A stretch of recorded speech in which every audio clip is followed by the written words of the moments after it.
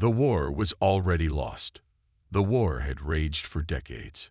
Entire civilizations had fallen under the might of the HFY dominion.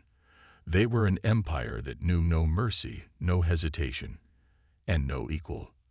The United Galactic Alliance had once been the strongest force in the known universe. Now, it was dying.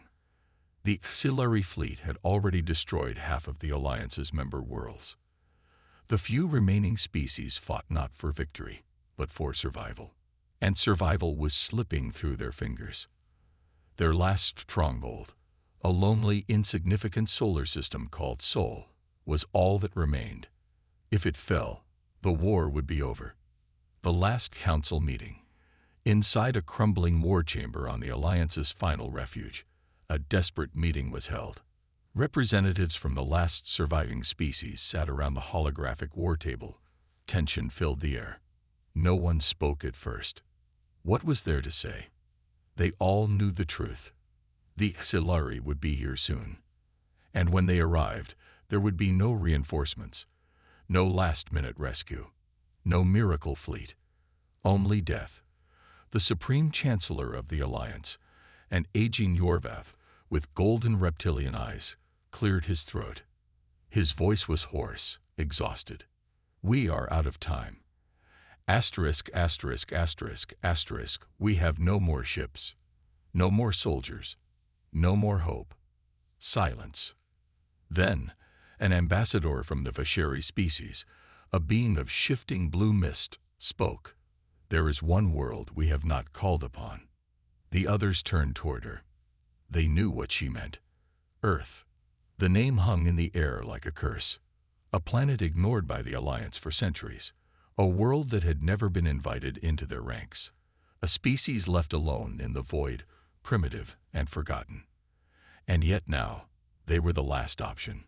A Lutheri admiral scoffed, his insectoid arms crossed. "Humans, what can they do? They have no fleets, no armies, no war experience." The HFY ambassador's mist-like form shifted uneasily. "And yet, the HFY have avoided them." That caught the room's attention. It was true. For all the worlds the HFY had conquered, destroyed, or enslaved, they had never once set foot on Earth. Some said it was because Earth was too weak to bother with. Others believed something else. That the HFY feared what they might find. A call to the forgotten. A decision was made. A final message was sent. The Alliance had once ignored Earth, treating them as insignificant. Now they begged for their help. The message was simple. "Humanity, the war is lost. We need you." For a long time, there was no response. Then, a single reply came. A message from Earth, written in short, precise words. Acknowledged. And for the first time in decades, the war was about to change. Humanity's decision. The message shook the world. For centuries, humans had dreamed of finding life beyond Earth.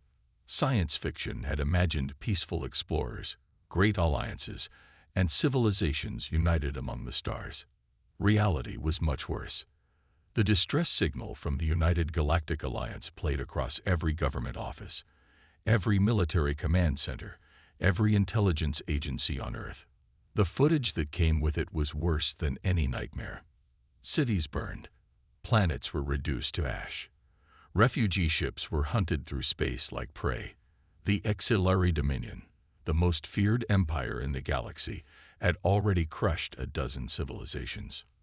Now, they were coming for the last survivors. And the Alliance was begging Earth for help. The problem: Earth had no fleets, no grand interstellar armies, no superweapons. They weren't ready for this war. Or at least, that's what the galaxy believed. The debate, fight or hide. In Geneva, world leaders gathered for an emergency summit. The arguments were fierce. "This is not our war."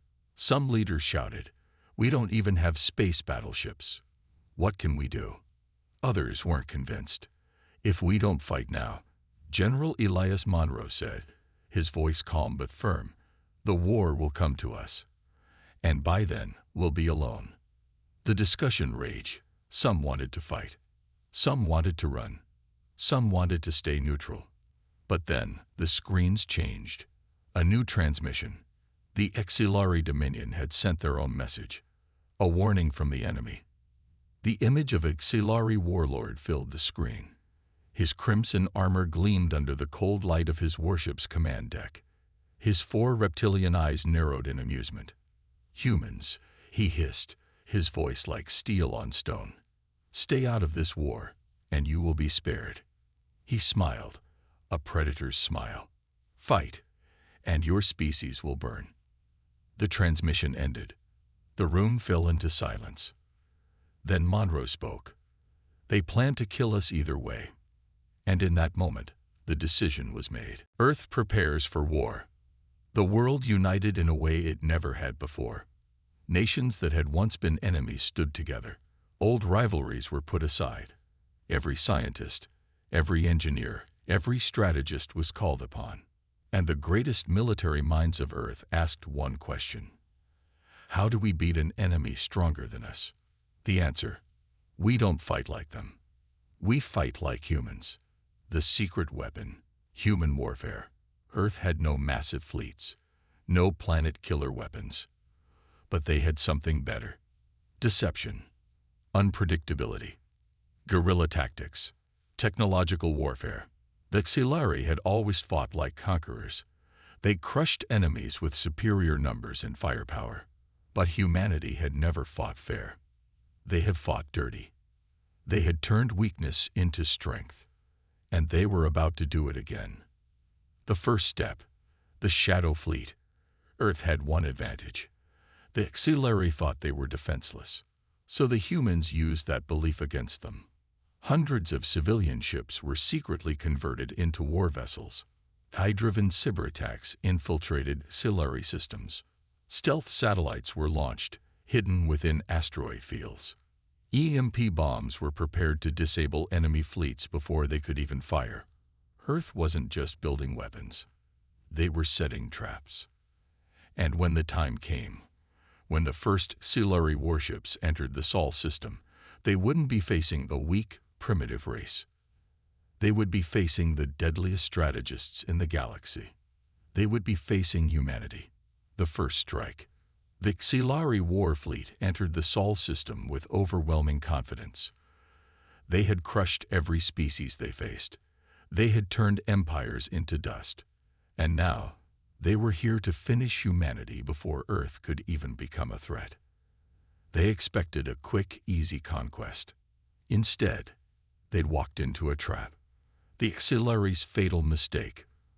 From the bridge of the Exilari command battleship, Warlord Threx watched the holographic display with satisfaction. The humans had no visible warships, no planetary defense network. No hope. His generals laughed.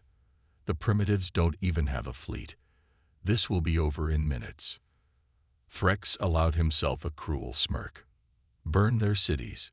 Make an example of them. The command was sent. Exilari dreadnoughts activated their weapons, preparing to rain destruction upon Earth. Then, everything went dark. The invisible war begins. In an instant, every Exilari system failed. Their shields collapsed.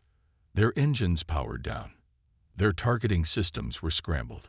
Their long-range sensors were flooded with false readings. Warlord Threx's eyes widened in confusion.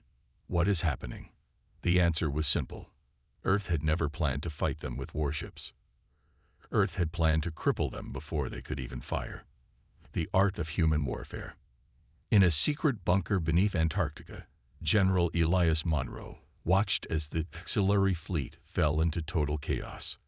The humans had deployed a new kind of weapon, one the Exilari had never encountered before. Electronic warfare. Stealth satellites had hacked into enemy command systems. Decoy signals made the Exilari think they were under attack from all directions. AI-driven viruses spread through their fleet, shutting down their weapons and communications. EMP bombs, hidden within asteroids, detonated, leaving entire warships floating dead in space. The mighty Exilari fleet, the unstoppable armada, was now nothing more than blinded giants drifting through the void. The first kill. The humans waited until the Xelari were helpless. Then they struck. From the asteroid belt, hidden gunships launched a surprise attack. Small, fast, and merciless. Unlike the bulky Xelari warships, Earth's forces didn't fight head-on. They struck from the shadows. Missiles tore through unshielded dreadnoughts. Stealth bombers dropped kinetic weapons, piercing hulls like paper. Xelari soldiers, helpless inside dead ships, could only scream as explosions consumed them. Within minutes, the first Xelari warship was reduced to debris. Then another. Then another. The moment the galaxy changed. From his battleship, Warlord Threx watched in horror. This was not possible. This was not how war was fought. This was not how the Xelari lost. But it was happening. And the worst part, it had only just begun. Earth's message to the stars. Across the galaxy, live feeds of the battle were intercepted. Species who had once dismissed Earth as weak now watched in stunned silence. No one had ever humiliated the Xelari like this. No one had ever fought back like this. And then, as the wreckage of Xelari warships floated lifelessly in Sol's orbit, humanity sent a message to the galaxy. It was short. It was simple. We are not prey. And the galaxy finally understood. Earth was not a defenseless world. Earth was a battlefield. And humanity. They were the deadliest warriors it had ever seen. Fear spreads in the galaxy. The war was supposed to be over before it began. The Xelari Dominion had arrived in Sol expecting an easy conquest. They were prepared to burn another insignificant species into the pages of history. But instead of glory, they found destruction. Instead of domination, they found terror. Instead of victory, they found Earth. Now, the once mighty Xelari war fleet was shattered, crippled, and in full retreat. And the galaxy was watching. The broadcast that changed everything. Across the stars, countless species watched the impossible battle unfold. The footage spread through every empire, every military outpost, every dark corner of the galaxy. The Xelari, the greatest conquerors known to the universe, were fleeing. Humans, a species the galaxy had mocked, ignored, and underestimated, had turned the unstoppable into the hunted. Governments scrambled to understand. Some called for peace with Earth. Others panicked, fearing that humanity was even worse than the Xelari. And deep within the Dominion itself, the Xelari High Command received the news. The room fell silent as the reports were read. Then, for the first time in thousands of years, the Xelari Emperor spoke a phrase never before uttered in his reign. We have made a mistake. The Xelari's next move. The Xelari Dominion had never known fear. But now, they were afraid. And fear breeds recklessness. Within days, the Xelari assembled their largest war fleet in history. If Earth wanted to fight, then they would face the full wrath of the Dominion. A fleet of 100 warships, twice the size of the force that had been humiliated in Sol, was prepared. The galaxy braced itself. If Earth won again, the war would change forever. If Earth lost, the hope they had ignited would burn to ashes. And so, with weapons charged and vengeance in their hearts, the Xelari fleet set course for Earth. The galaxy chooses sides, but this war was no longer just about Earth. The galaxy was divided. Some species, seeing what humanity had done, rallied to their side. The Yorvith Confederacy, once an oppressed species, sent stealth ships to assist Earth. The Tralvan nomads, traders who had suffered under Xelari rule, opened their shipyards to build human warships. The Zerethal, a race of cybernetic tacticians, offered technology to enhance Earth's defense systems, but not everyone welcomed humanity's rise. The Volcari Imperium, a longtime Xelari ally, feared Earth more than they feared their own masters. The Galari Syndicate, a crime-driven empire, saw profit in betraying humanity. And so, as the auxiliary fleet marched toward Earth, their forces were not alone. The final battle was no longer just Earth versus the Dominion. It was a war for the future of the galaxy itself, the calm before the storm. On Earth, the war room was quiet. General Elias Monroe stood before the Global Military Command, his expression unreadable. "The Auxiliary are coming," he said. "They won't make the same mistake twice." Around him, the best strategists, scientists, and commanders of Earth gathered. They had won the first battle. But the next would decide the fate of humanity. And this time, there would be no retreat. The Battle of Sol. The Auxiliary did not make the same mistake twice. Their first invasion of Sol had been a disaster, a humiliating defeat at the hands of a species they thought was nothing. Now, they had returned. 100 warships, 5 dreadnoughts, planet-killer weapons armed and ready. This was no longer an invasion. This was an execution. The galaxy watched in silence. This battle would decide everything. Would Earth survive? Or would humanity become just another footnote in history? The Auxiliary's overconfidence. From the bridge of the Auxiliary flagship, Dominion's Wrath, Warlord Threx stood, his claws tightening against the control panel.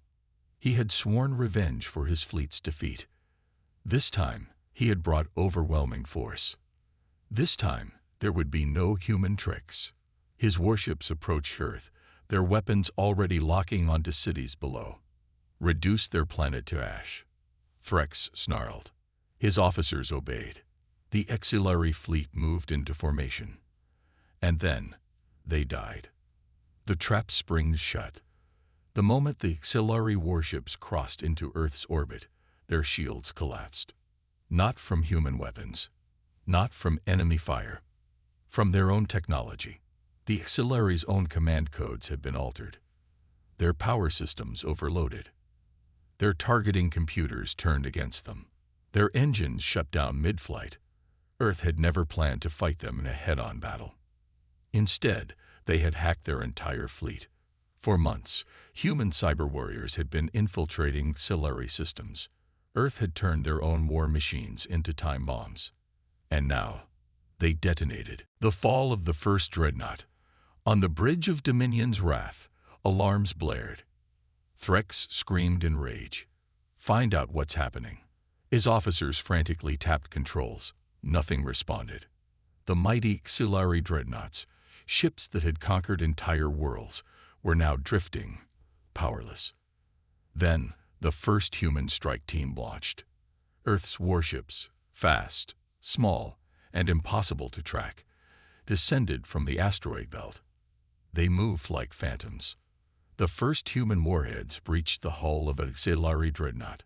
There was no explosion. Instead, dozens of boarding pods shot inside. Elite human strike teams landed within the ship, their mission clear: take control.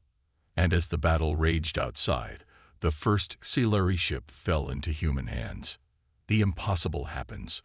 Across the battlefield, the impossible was happening. Auxiliary warships turned against each other. Their own fleets fired on one another, unable to tell friend from foe. Some ships simply shut down and drifted, helpless. And then, the final horror struck. Human warships, piloted by AI and enhanced with stolen Auxiliary technology, moved through the chaos like ghosts. The battle was no longer Auxiliary versus humans. It was Auxiliary versus an enemy that had already beaten them before the first shot was fired. Warlord Threx's last stand. Threx's forces were collapsing. His fleet was crippled.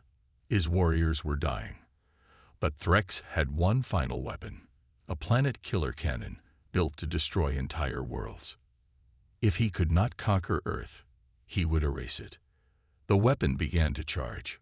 Monroe, watching from Earth's war room, saw the readings spike. "They're going to fire," someone shouted. There was no time. Earth had seconds left. And then, a Auxiliary warship fired on its own dreadnought. The shot pierced the weapon core, detonating it from the inside. The blast rippled across the battlefield.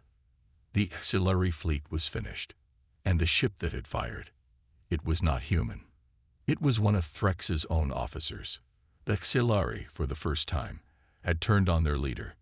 The Dominion was falling apart. Earth's final transmission. As the last auxiliary warships fled the system, Earth sent a message. A transmission sent across the stars, reaching every empire. A single sentence. The war has changed. The galaxy had mocked Earth. Then they had feared Earth. Now, they looked to Earth for leadership.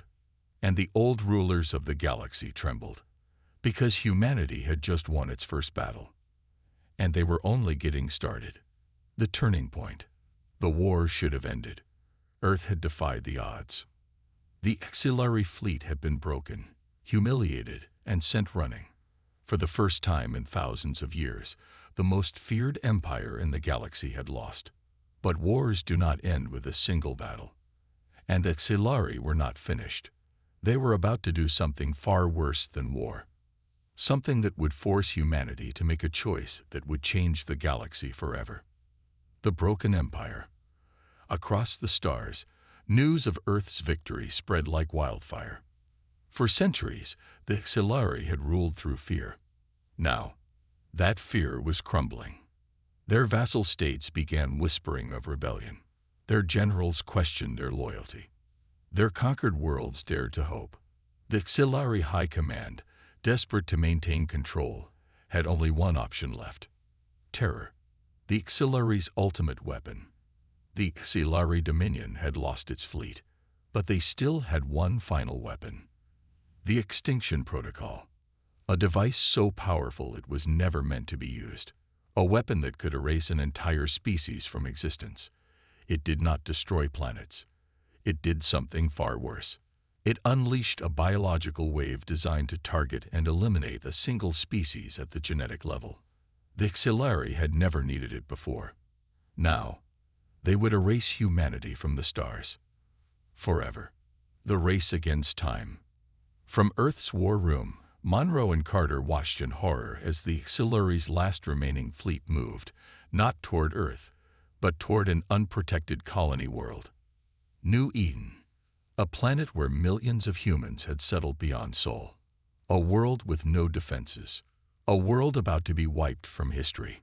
The weapon would be unleashed in hours. There was only one way to stop it. Earth had to strike first. And this time, there would be no mercy. The impossible plan. Humanity had never waged a war of extermination. Not against aliens. Not against anyone. But now, Earth faced a choice: destroy the auxiliary's ability to ever attack again, or risk their own extinction. The decision was made. The mission was set. Earth was about to do the unthinkable. The final strike. As the auxiliary fleet approached New Eden, something unexpected happened. Their weapons stopped working. Their ships lost power. And then, one by one, their captains turned against them. The auxiliary had been betrayed. Not by humans, by their own people. The fall of an empire. The auxiliary had ruled through fear. But now, they feared each other. Entire fleets surrendered to Earth. Planets declared independence. And then, in a final act of desperation, the auxiliary activated the Extinction Protocol. But they had made one fatal mistake. They underestimated human ingenuity. A single strike team, led by Earth's best operatives, boarded the station where the weapon was housed. The battle inside was short, brutal.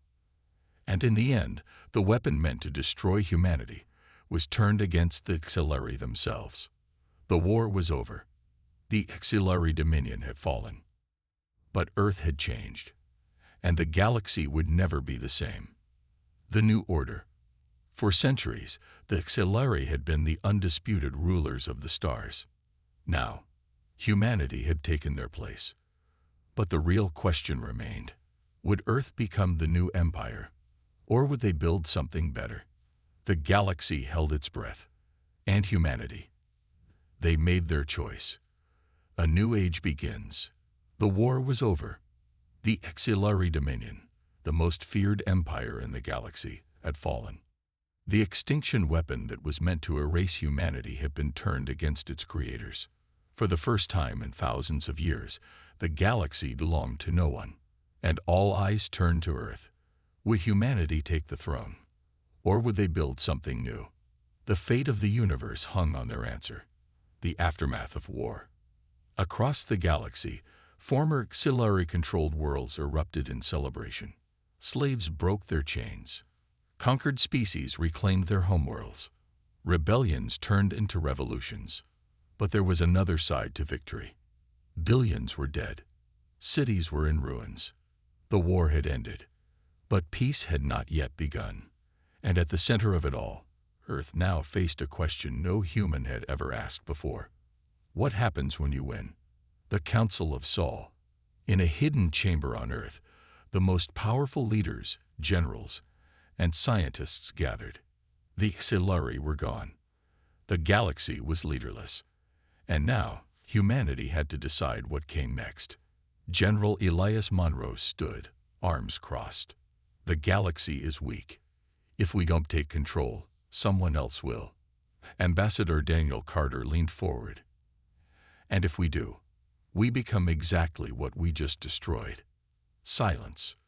The war had been necessary. But conquest. That was a choice, and Earth was about to make the most important decision in history. The broadcast that shook the stars. The galaxy waited. Would Earth become the new conquerors? Would humanity replace the Xilari as rulers of the stars? Then a message was sent. Not a declaration of war. Not a claim to power. But a pledge. We are not your new masters. We are not here to rule. We are here to rebuild. The galaxy stopped. Because for the first time in history, a species had won a war and refused the throne. Instead of conquest, Earth called for a new alliance. One where no species ruled over another. One where no empire could rise unchecked.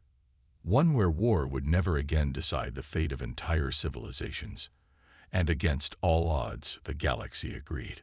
The birth of a new order. In the ruins of the Galactic Council's capital, a new government was formed. Not an empire, not a dictatorship, but a union of free worlds where every species had a voice. And at its heart, Earth stood, not as rulers, but as protectors. Not as conquerors, but as leaders. For the first time in history, the galaxy was free. Not because of power, not because of fear, but because humanity had chosen to be something greater. A final warning. But as the celebrations spread across the stars, as the new order began to take shape, something else stirred in the darkness. A forgotten signal pulsed from the edge of known space. A message lost to time. It was ancient, older than the Xilari, older than any empire. A single phrase, repeating endlessly in an unknown language. They are watching. Far beyond the stars, something awoke. Something that had seen humanity rise before. Something that remembered the first war. Something that had been waiting. And as Earth celebrated, the true enemy opened its eyes. The war was over, but the real battle had just begun.